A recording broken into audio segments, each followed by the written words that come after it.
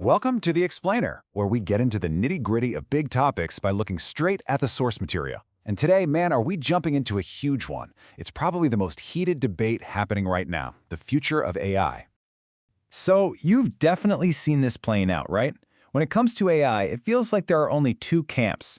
On one side, you've got the optimists, the so-called boomers, who are all about AI being just another tool we can shape and control. But then, on the other side, you have the doomers. And for them, this isn't a tool, it's a potential catastrophe, an existential threat we might not be able to handle. Now look, our goal today isn't to declare a winner. We're not here to pick a side. Instead, we're going to be detectives. We're trying to solve a real mystery. How can some of the smartest people on the planet look at the exact same technology and come to conclusions that are polar opposites? What is really going on here under all the noise?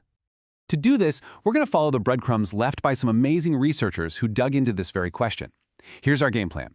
We'll set the stage with the great debate, then learn how to decode the arguments. After that, we'll look at the big questions, extinction and jobs, uncover a much deeper disagreement, and finally, get to why any of this actually matters to you and me. Okay, let's dive right in. Section 1, AI's Great Debate. Before we can solve this mystery, we gotta understand the lay of the land, right? This massive, seemingly unbridgeable divide. I mean, you see this split everywhere, don't you? It's all over the headlines, it's all over your social media feeds, optimism versus pessimism. But what if that's not the real story? What if the actual root of this whole conflict is something way more interesting than just who's feeling hopeful and who's scared? Okay, on to Section 2, Decoding the Arguments. This is where we get our detective's toolkit. See, to really crack this case, we need the right tools. Researchers came up with this incredible way to break down the arguments, so we can stop just listening to the noise and start seeing the structure underneath.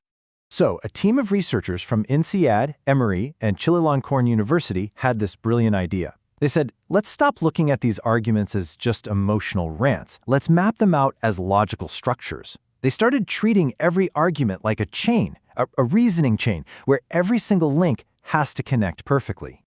And this is where it gets really cool. They discovered that literally every argument, no matter how complicated it seems, is built from just 5 basic building blocks. It's like the DNA of a debate. You've got factual claims, stuff about what is true, forecasts, predictions about what's going to be true, then, and this is a big one, causal claims, the X causes Y stuff. After that, you've got definitions, just explaining what a word means, and finally, moral premises, judgments about what's right or wrong. With this toolkit, we can pinpoint the exact link where 2 arguments break apart. All right, we've got our toolkit. Let's put it to work. Our first case file, the extinction question. This is the big one, the whole debate over existential risk, or X risk. The question is simple and terrifying. Is AI going to wipe us out? Now, when you use that toolkit to break it all down, you find something fascinating. The disagreement is not about whether extinction is bad. I mean, duh, everyone agrees on that. That's a moral premise they share. No, the real fight is over 2 completely different causal models of the world. One side says, hey, it's a tool. We build it, we can control it. The other side is saying, no way, this is a complex process, and we are unleashing something that is fundamentally unpredictable. And just look at the data here. This is incredible. The researchers traced every argument back to the very first point where 2 people disagreed. And look, over a third of the time, that's that big bar on the left, the breakdown happened over a causal premise. It's about how they think the world works. Now look way over on the right. See that tiny little sliver? That's moral disagreements, barely 1%. They're not fighting about values, they're fighting about cause and effect. Okay, so we've seen this pattern with the whole extinction debate, but is it a one-off? Let's see if it holds up. Time to open our second case file, the jobs question. This one feels a little closer to home for most of us, right? The big debate over employment risk, or E-risk. Is AI coming for our jobs? And what do you know? It's the same story. Again, the disagreement isn't about the end goal. Everybody wants people to have good jobs and be prosperous. The conflict is a clash between 2 different causal stories about how technology works. Is AI just the next step, like the steam engine or the computer, or is this something totally new, a revolution where all the old rules go out the window? And this chart just slams the point home. It's even more extreme here. For the jobs debate, disagreements about cause and effect, those causal premises, make up almost 60% of the root conflict. It's a huge majority. And moral disagreements? Look at that, a big fat zero. It's not a factor at all. They are 100% arguing about their fundamental beliefs on how the economy and technology actually function. Okay, so let's recap. We've looked at two totally different debates, extinction and jobs, and we've found the exact same fingerprint. People are just talking past each other. It's not because one side is good and the other is evil. It's because their fundamental assumptions about cause and effect are completely different. So now, it's time to connect the dots. Let's get to the big reveal. So here's the big twist in our investigation. It turns out these arguments about AI taking our jobs or causing extinction, they're not really about AI, not at their core. They're actually proxy wars for something much, much deeper. It all comes back to our beliefs about the limits of human rationality. Yeah, the entire, massive, global debate about AI is really a debate about us. It's about our own limitations. How much do we trust ourselves to predict the future, to control the incredibly complex things we build?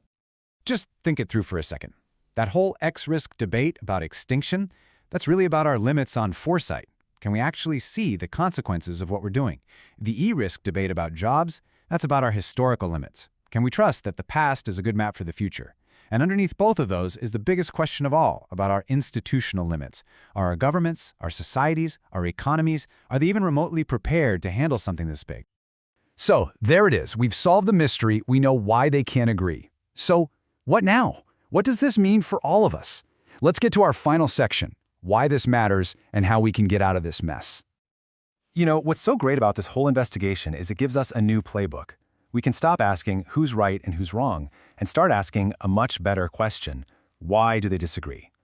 The moment we start digging into those hidden assumptions about cause and effect, we can actually move past just shouting at each other and maybe, just maybe, start having a real conversation. So, I'll leave you with this final thought. The next time you find yourself getting into an argument about AI, just pause for a second. Try to map out your own reasoning chain. What are your hidden assumptions? Do you fundamentally believe AI is something we design or something that emerges? Do you think this is just an evolution from past tech or a total revolution? Because your answers to those questions, your beliefs about our own human limits, that's the real heart of the matter. And honestly, what you find when you really look, it might just surprise you.